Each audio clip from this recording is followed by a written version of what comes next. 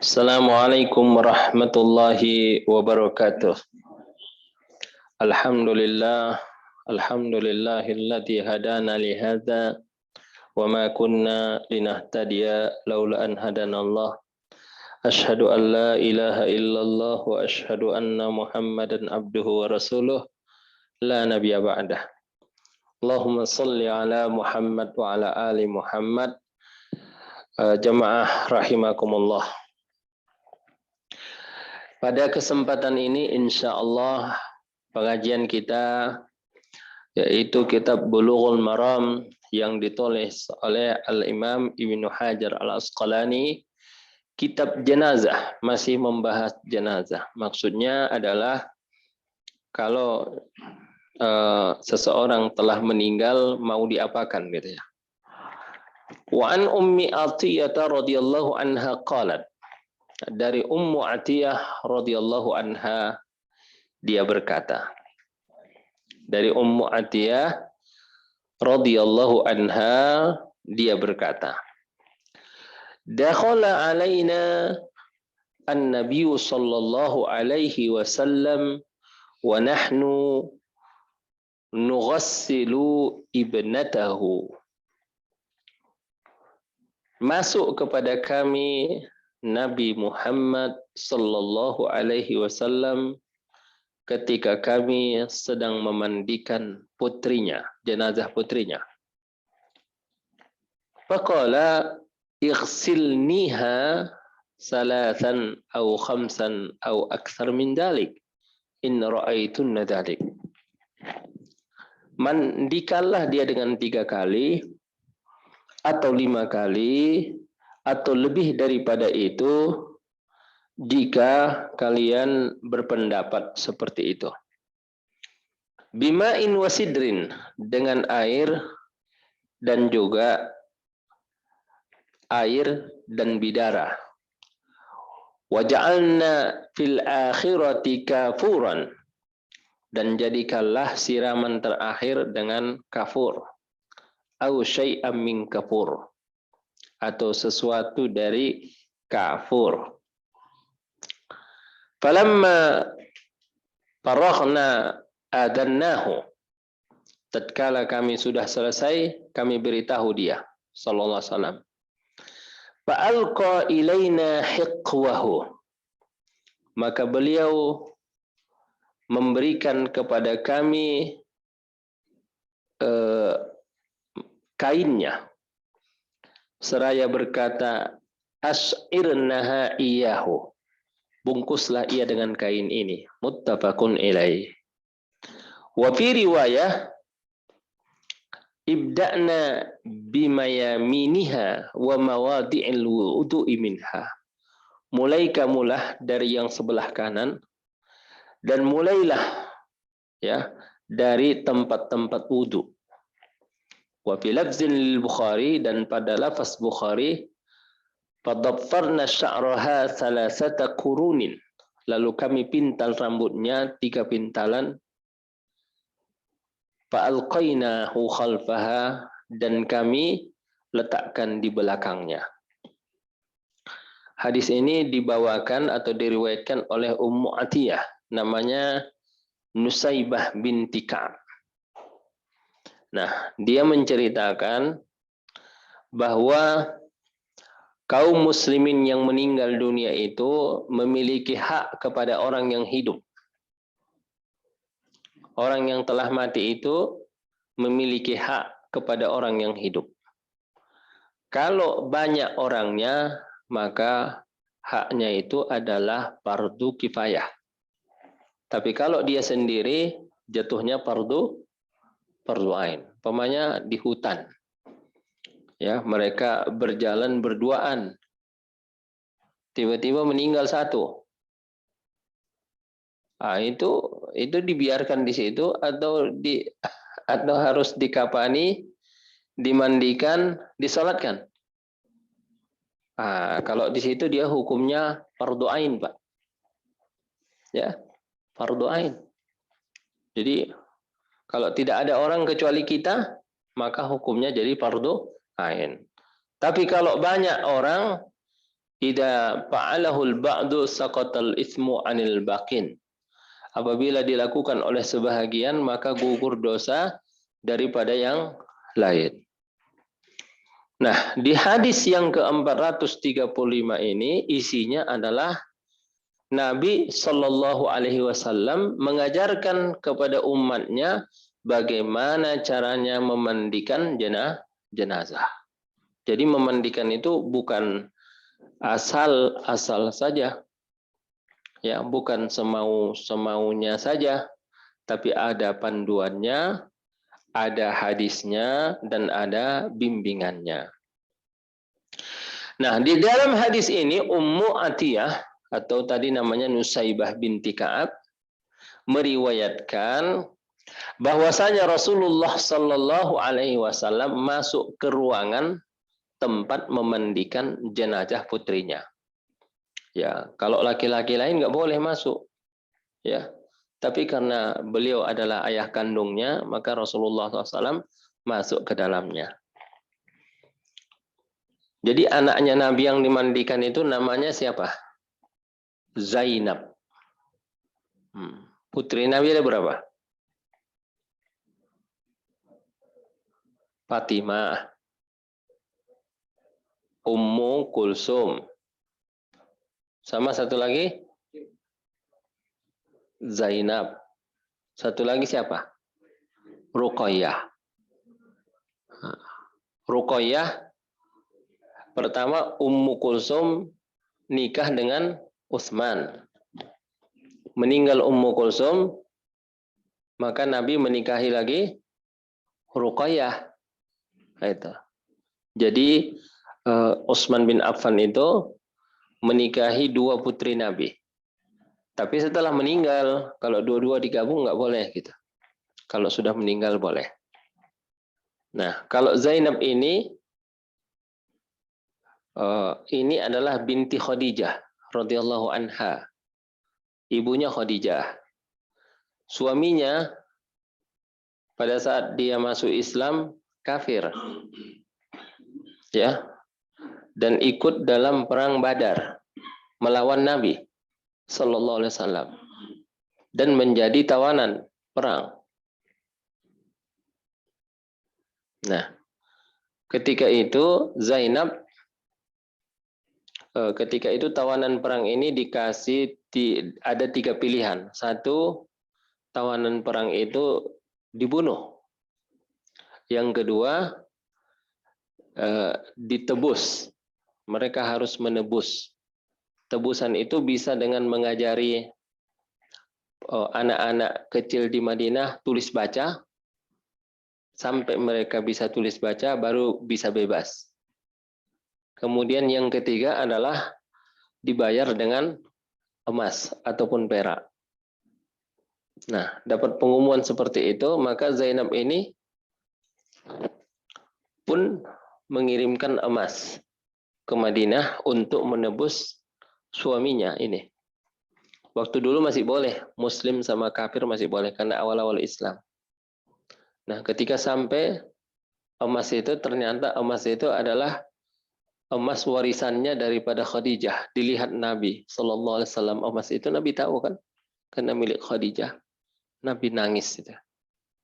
Ya, Nabi nangis melihat seperti itu. Akhirnya suami daripada Zainab ini pun dibebaskan. Nah, di sini ceritanya Zainab ini meninggal dunia pada tahun 9. Pada tahun 9 daripada hijrah. Jadi 9 tahun Nabi setelah hijrah di Madinah Al-Munawwarah. Meninggallah Zainab ini. Nah, jadi ceritanya meninggalnya bukan pada tahun 9, awal tahun ke-8 Hijriah. Maka Nabi SAW memerintahkan kepada orang-orang yang bertugas untuk memandikannya, satu, yabda'na bimayaminiha. Jadi kalau memandikan itu mulai dari yang kanan dulu. Nah, itu. Itu kanan orang yang memandikan atau kanannya jenazah? kanannya jenazah. Jadi tangan kanan, kaki kanan itu yang didahulukan untuk disiram dengan air. Nah, jadi at-tayamun itu disunnahkan kepada orang yang mati juga sebagaimana disunnahkan kepada orang yang hidup. Kita pun kalau mandi maka dianjurkan untuk memulainya dari yang kanan.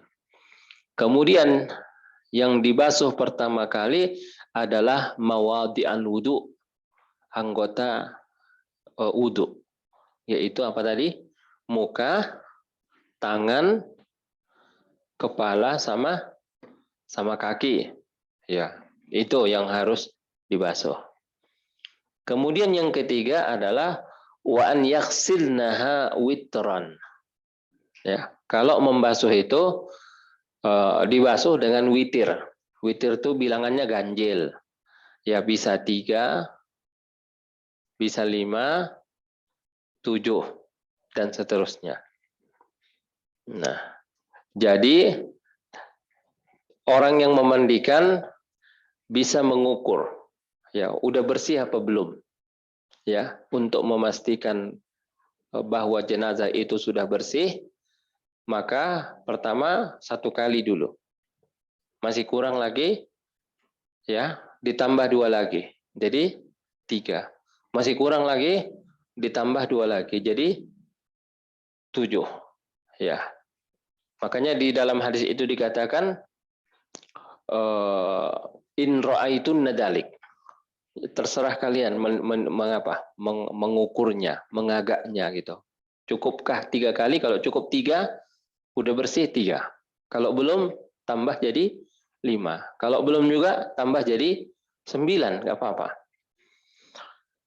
Al-muhim, yang penting bahwa jumlahnya adalah witir. Kenapa enggak cukup sekali? Hatta yatimmat tanzifu, supaya betul-betul bersih. Jadi kemudian apalagi dikatakan oleh Nabi Shallallahu Alaihi Wasallam, wa bima'in wasidrin, ya, disiram itu dengan air dan air yang dicampur dengan daun bidara. Nah, daun bidara itu dihancurkan, kemudian dicampur dengan air. Ya, tujuannya apa? Untuk mengharumkan jasad mayit.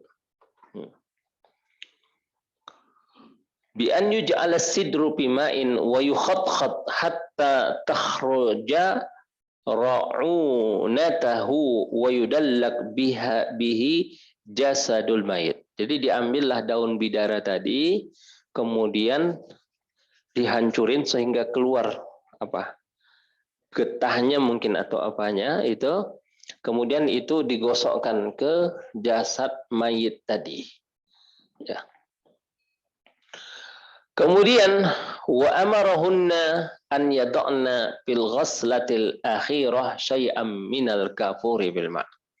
Kemudian untuk yang terakhir kalinya, disiramlah jenazah ini dengan air yang bercampur dengan kafur.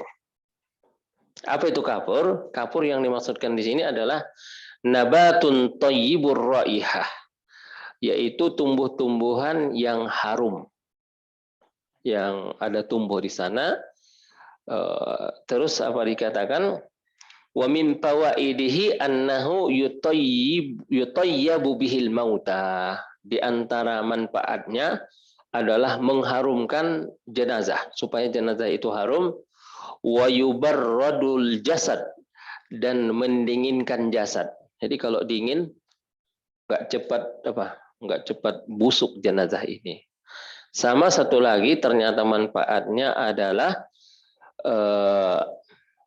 menghindarkan hewan-hewan, supaya jangan dikerumuni semut, apalagi, iya, lalat. Ya, jadi semut nggak suka mencium bau kafur itu. Nah, kalau di kita sini biasanya udah ada paketnya, ya sudah ada. Biasanya pakai kapur apa? Kapur barus, yaitu sesuai zaman lah. Kalau dulu orang sikat gigi pakai siwak, kalau sekarang orang sikat gigi pakai apa? Hah? Iya, pakai odol itu ya. Nah,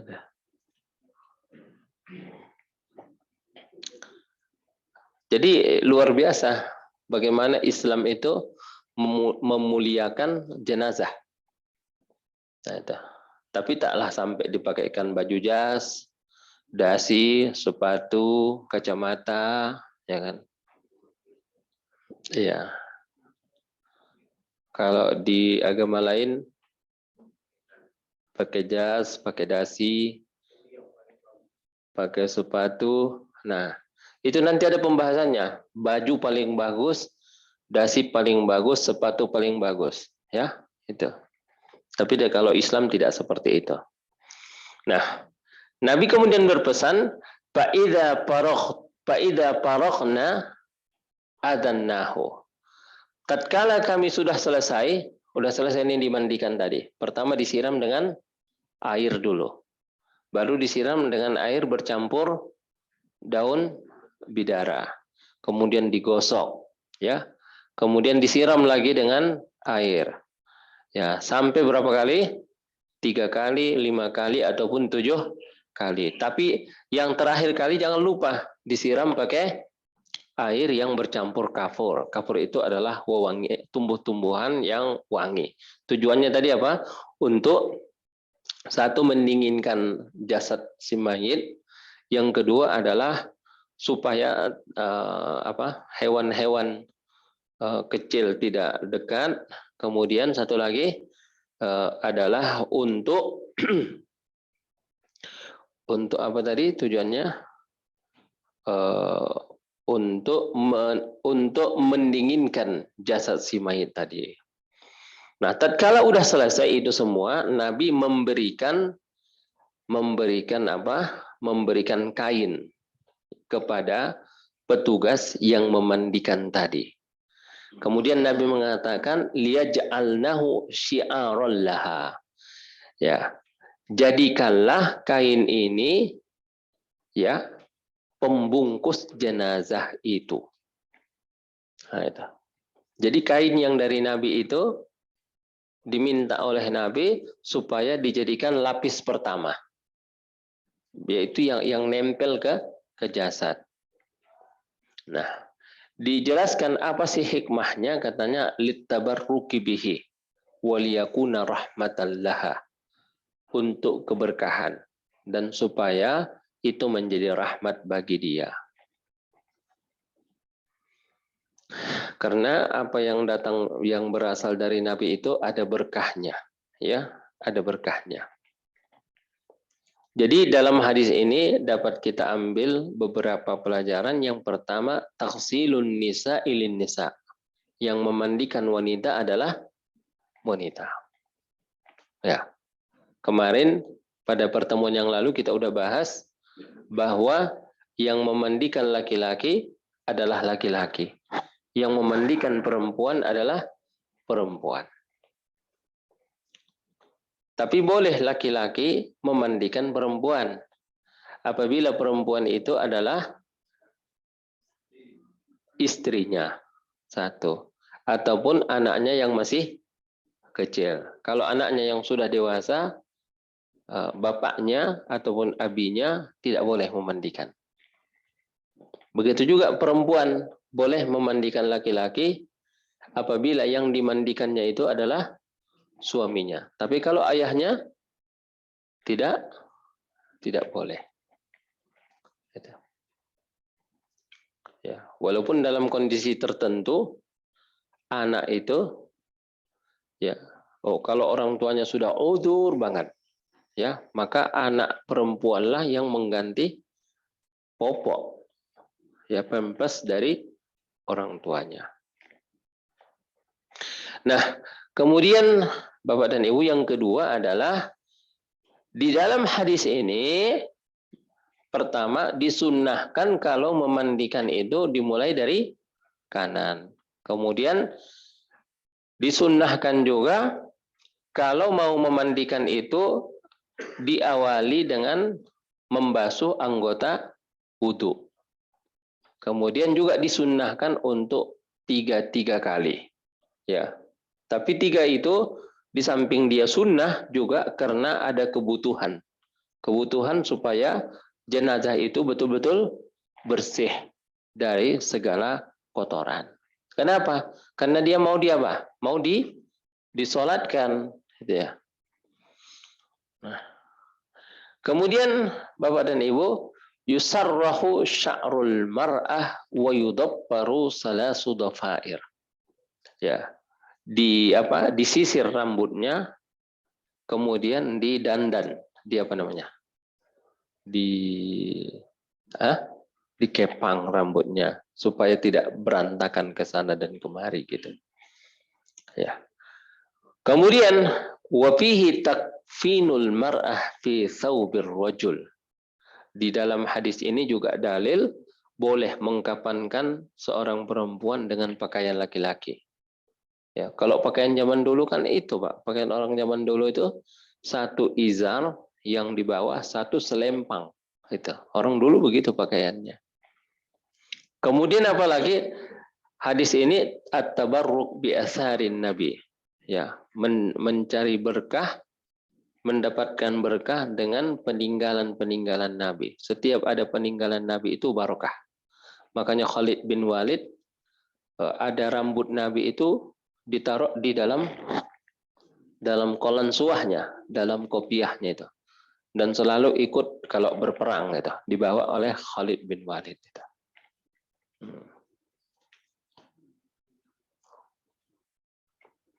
Nah, itu yang bisa kita ambil dari pelajaran hadis ini. Tafadhol, ada pertanyaan Bapak dan Ibu? Iya, silakan Pak. Selain untuk campuran air, selain pohon bidara, daun bidara, apa lagi? Nah, itu dikiaskan, disesuaikan dengan yang ada di suatu tempat.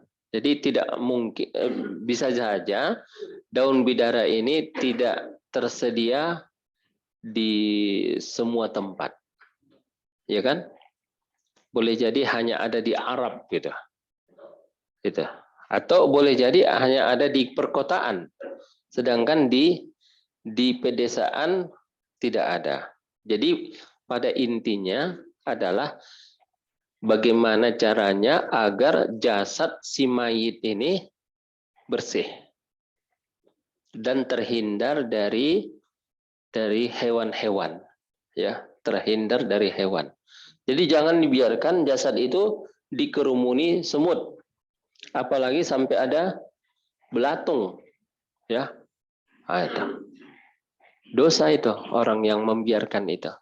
Karena beberapa kejadian yang meninggal sendirian di rumah tidak ada yang lihat, cuma ketahuan setelah 3 hari, 4 hari udah dikerumuni oleh belatung. Nah, itu kan menjadikan orang jenazah ini jadi dicela orang, dihina orang, ya. Padahal orang yang sudah mati itu harus kita jaga kehormatannya dan harus kita jaga harga dirinya. Seperti itu, Pak. Disesuaikan aja, Pak. Ya. Kemudian Pak, ukuran waktunya berapa hari? Misalnya jenazah itu jauh ke rumah mau besoknya sampai berapa hari? Katanya jasad hewan, ya, yang paling cepat busuk di dunia ini adalah nomor 1 manusia, nomor 2 kucing. Itu. Maka sebetulnya paling afdal untuk disegerakan. Ya, memang bukan karena takut busuk, tapi memang itu adalah petunjuk agama, hadjun Nabi, petunjuk dari Nabi bahwa jenazah itu kalau udah meninggal disegerakan untuk dikebumikan. Jangan seperti agama lain itu sampai 2-3 hari ya. 3 hari itu sampai itu baru. Tapi kalau dalam Islam meninggal zuhur, kalau bisa asar dikuburkan. Itu. Dan boleh kita berwasiat. Wasiatkan kepada keluarga. Nanti kalau saya mati, jangan lama-lamain kita. Ya. Segera akan dikuburkan. Ya, gimana Pak? Kalau hubungan dengan suntikan meninggal di rumah sakit, Pak, itu bernafas pembusukannya bagaimana hukumnya? Disuntik? Ya. Supaya Memperlambat pembusukan. Iya, bukan disuntik Pak. Biasanya dimasukkan ke kulkas. Freezer, iya, kamar mayat.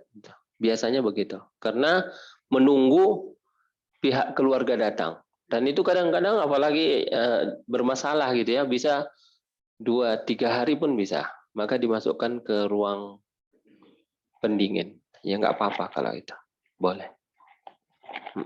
Bukan ada tujuan untuk menghina, merendahkan jenazah, tapi demi kemaslahatan jenazah itu. Jadi tidak benar kalau disuntik. Gimana? Tidak benar kalau disuntik untuk memperlambat pembusukan. Oh iya. Tapi apa kepentingannya? Kalau ada kepentingannya bisa. Misalnya untuk pemeriksaan tindakan kriminal, ya kan? Boleh kalau ada maslahat di situ. Tapi kalau sekedar untuk melama-lamakan, dan itu bertentangan dengan petunjuk agama. Petunjuk agama kita ini, kalau orang mati itu disegerakan untuk dikebumikan. Ya. Kadang-kadang itu di satu tempat nunggu keluarganya datang dari Papua katanya. Buset, nah itu jauh sekali. Gitu. Nah, satu itu merepotkan sama tetangga. Tetangga pengen kalau ada orang mati itu cepat dikebumikan, cepat disolatkan, biar selesai gitu ya. Nah, itu.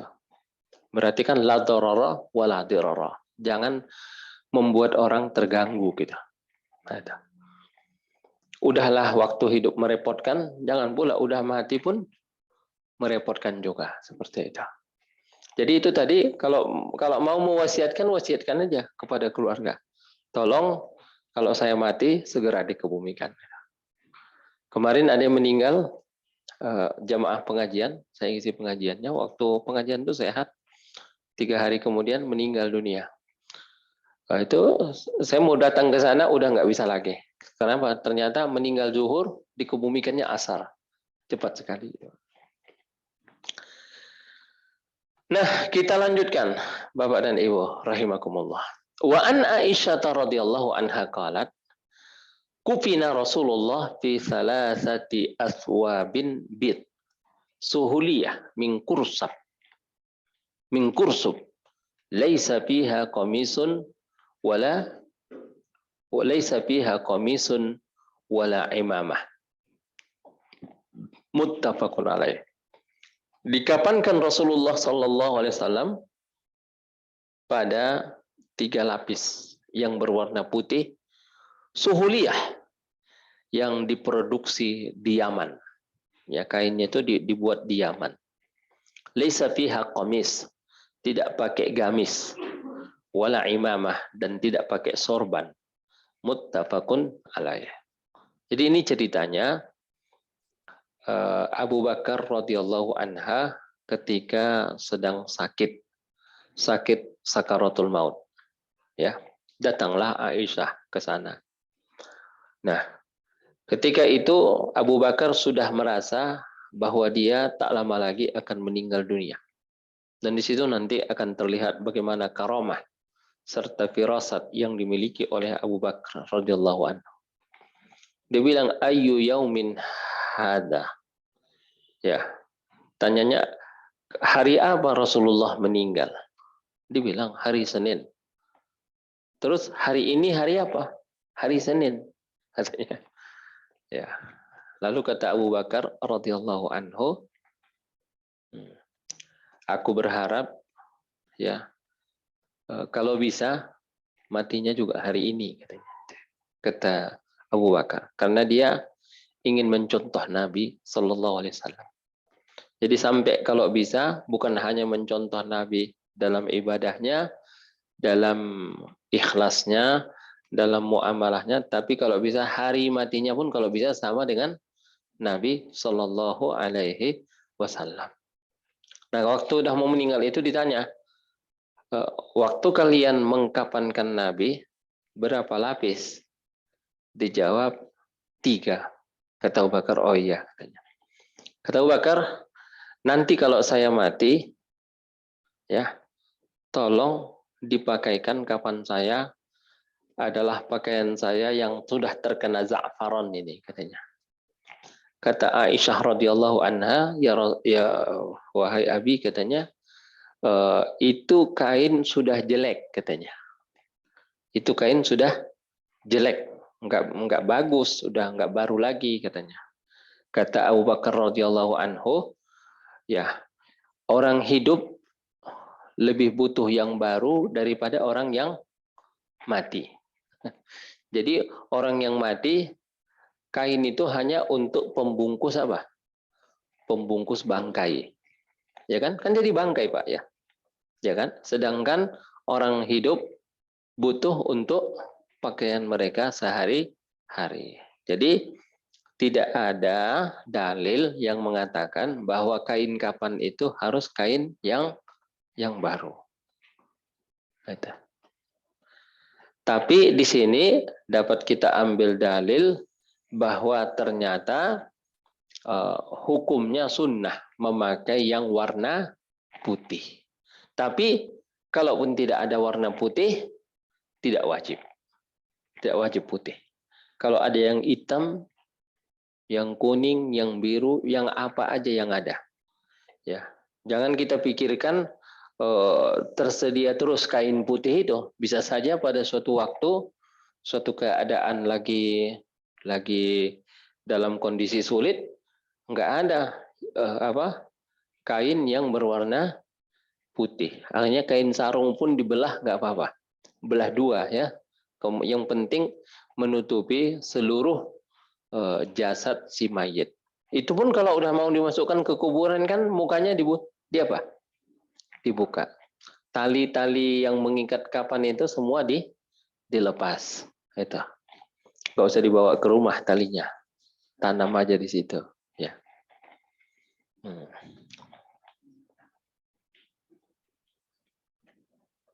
Ya, Pak.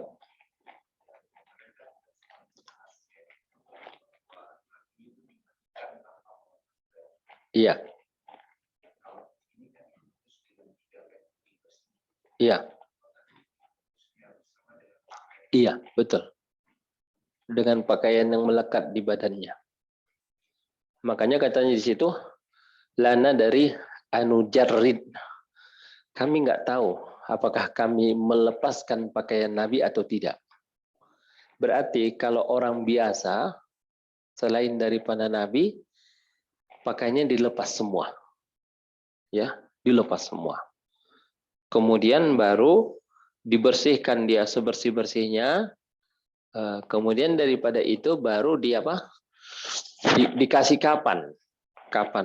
Lapis pertama, lapis kedua, lapis ketiga. Kemudian baru diikat. Jadi diikat di ujung kaki, sama di tengah, sama satu lagi di kepala. Itu. Sebab waktu sahabat yang memandikan itu mau melepaskan pakaian Nabi, akhirnya mereka semua ketiduran. Ketiduran, Pak. Jadi zaknuhum ala sadarihim. Dagu mereka ini berada di dada mereka, gini. Ketiduran semua. Pas bangun, mereka mendengarkan suara katanya. Mendengarkan suara, nggak tahu suara apa. Tapi banyak yang mengatakan bahwa itu adalah suara malaikat. Jangan kalian lepaskan pakaian Nabi Shallallahu Alaihi Wasallam. Itu. Pakaikanlah kapan dengan pakaian yang ada itu. Jadi tidak perlu pakai gamis dan tidak perlu pakai sorban. Ya.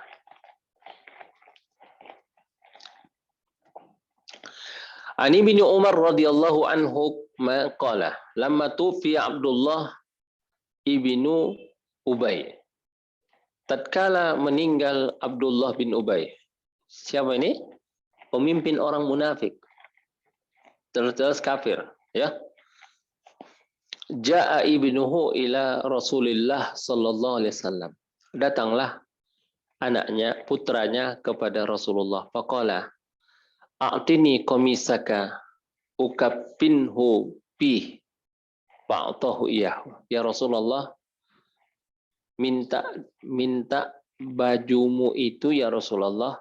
Saya mau mengkafankan dengan bajumu itu ayahku, katanya. Ya. Ayah daripada siapa? Ayah daripada Abdullah ini. Abdullah bin Ubay bin Salul. Fa'atahu iyahu muttafaqun alaih.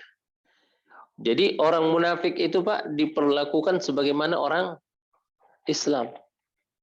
Gitu. Jadi jangan pula bilang, ini karena dia semasa hidupnya munafik, ya nggak usah dimandikan lah, nggak usah dikafankan, nggak usah disolatkan. Tidak. Munafik itu nggak ada yang tahu, ya, dan nggak boleh kita menuduh orang munafik. Ya. Nah, apa yang kita ambil pelajaran daripada hadis ini? Ya, pertama yang kita ambil daripada hadis ini adalah an-da'i ilallah wal mursyid wal muallim yanbaghi lahu an yahris ala hidayatin nas wa ta'lifi qulubihim mahma'amkan hatta yazhar minal batil ma la hilata fihi. Nas'alullah as-salam. Seorang dai itu seyogyanya ya berusaha untuk menyampaikan hidayah, ya, menyampaikan hidayah kepada orang-orang yang didakwahinya.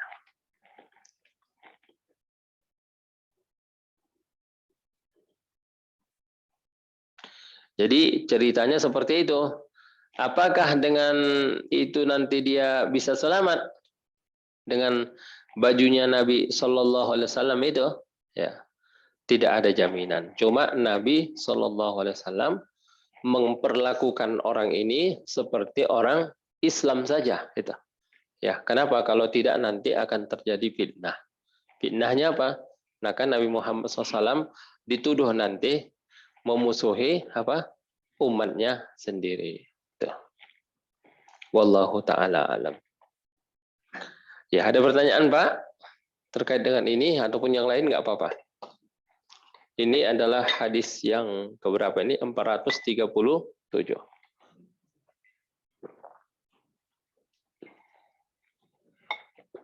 Jadi Pak, ini Abdullah bin Ubay ini munafik. Tapi anaknya anak yang soleh. Anaknya soleh, gitu ya. Makanya pada satu ketika dia dapat dan anak yang berbakti pada orang tuanya. Ya, dia dapat kabar desas-desus bahwa ayahnya ini akan dibunuh. Ya, karena munafik. Gitu. Lalu dia datang kepada Rasulullah. Ya Rasulullah, katanya. Kalau memang ayah saya ini mau dibunuh, izinkan saya yang membunuhnya. Izinkan saya yang akan memotongnya, katanya. Ya, saya khawatir ya Rasulullah. Kalau orang lain nanti yang membunuhnya, saya nggak tahan melihatnya, katanya. Saya bunuh orang itu. Tapi Rasulullah SAW tidak memperkenankan untuk membunuh orang munafik ini. Itu. Jadi menghadapi orang munafik ini hanya dianjurkan untuk waspada. Hati-hati. Jangan menjadikan mereka sebagai apa? Sebagai orang kepercayaan. Karena kalau diberi kepercayaan biasanya tidak apa? Tidak amanah. Jadi ceritanya Abdullah bin Ubay bin Salul ini dulunya Pak itu sewaktu Nabi belum datang ke Madinah sudah digadang-gadang menjadi raja di Madinah. Ya, sudah mau dipilih jadi raja di kota Madinah. Jadi dia adalah tokoh. Kemudian dia adalah bangsawan. Kemudian dia adalah orang yang terpandang. Tiba-tiba datanglah Nabi ke Madinah. Begitu datang kepada Nabi ke Madinah, maka puncuk pimpinan di kota Al-Madinah Al-Munawwarah itu semua diserahkan kepada Nabi Sallallahu Alaihi Wasallam. Maka Abdullah bin Ubay bin Salul ini kesal gitu ya. Sehingga tapi kekesalannya itu nggak bisa diperlihatkan. Kenapa? Karena Rasulullah ini terlalu kuat untuk dilawan. Jadi nggak ada gunanya melawan gitu. Nah, karena nggak bisa dilawan, maka dia melakukan tindakan yang tidak terpuji, yaitu berpura-pura masuk Islam. Karena kalau dia Islam, terpelihara hartanya, terpelihara keluarganya, dan terpelihara segala yang dimilikinya. Seperti itu. Nah, pada akhirnya dia meninggal dunia. Dan pada meninggal dunia itu Rasulullah SAW tetap menjaga hubungannya dengan anaknya. Ya, ketika anaknya minta komisnya, komis itu apa, Bah? Baju dikasih oleh Rasulullah SAW. Dan pada akhir-akhir itu Rasulullah dilarang untuk mensalatkan orang munafik. Ya, wala tusalli ala ahadim minhum mata abada wala taqum ala qabri. Jangan kau salatkan kalau mereka mati, ya. Tapi yang tahu munafik itu cuma ada satu orang di antara sahabat Nabi. Siapa dia, Pak? Huzaifah ibnul Yaman. Cuma itu saja. Lain dari itu enggak ada yang tahu. Cuma Rasulullah dan Huzaifah ibnul Yaman yang tahu database orang-orang munafik yang ada di Madinah. Itu. Makanya Umar katanya, saya lihat aja Rasulullah. Kalau Rasulullah nggak mensalatkan, ya udah saya nggak ikut katanya. Gitu aja. Tapi secara umum kaum muslimin yang lain tetap diperintahkan untuk mensalatkan karena dia dianggap muslim walaupun dia munafik. Karena kemunafikan itu ada di dalam hati, kecuali kalau dia sudah kafir. Jadi orang munafik itu, Pak, salat 5 waktu. Ya, ikut perang, tapi kadang-kadang bikin apa? Bikin ribut kalau di medan perang. Ya itu. Dia paling senang kalau ada ghanimah, kalau ada keuntungan dan kemungkinan besar menang, maka dia berada di terdepan. Kalau dia lihat sulit, dia nggak mau ikut. Ya, makanya waktu perang Tabuk, ya banyak orang-orang munafik yang bikin 1001 alasan untuk tidak ikut berperang. Gitu.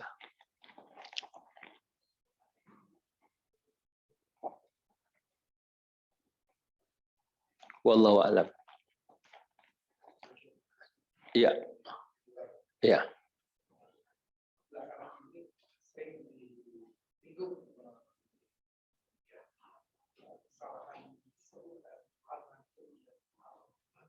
Apa?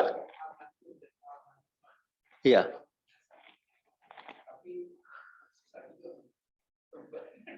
Iya. Joshua aja bilang almarhum Joshua katanya. Jadi almarhum itu sudah jadi bahasa Indonesia yang diserap dari bahasa Arab. Kalau lihat di kamus nanti KBBI ada Pak. Padahal almarhum itu artinya rahimahullah. Ya, rahimahullah itu sedikit sekurang-kurangnya dia muslim. Jadi kalau Nabi itu dikatakan sallallahu alaihi wasallam. Kalau sahabat dikatakan apa? Radhiyallahu anhu. Kalau nabi-nabi yang terdahulu alaihi salam. Ya. Kalau dia ulama dan orang-orang soleh dikatakan dengan rahimahullah, almarhum. Jadi sebenarnya kalau secara bahasa nggak boleh dikatakan orang itu almarhum. Kenapa? Dari mana kau tahu bahwa dia sudah almarhum? Maksudnya almarhum itu diampuni Allah dosanya, dilapangkan Allah kuburnya, kemudian dimasukkan Allah ke dalam kenikmatan kubur. Kan kita nggak tahu. Lalu kenapa kita bilang almarhum? Gitu. Jadi kalau bilangnya apa? Hah? Iya. Tapi bisa juga dibilang almarhum itu doa. Semoga Allah merahmatinya, gitu Pak. Gitu. Jadi selagi masih bisa ditakwil, maksudnya dicarikan jalan keluar terhadap ucapan itu, masih bisa nggak apa-apa gitu.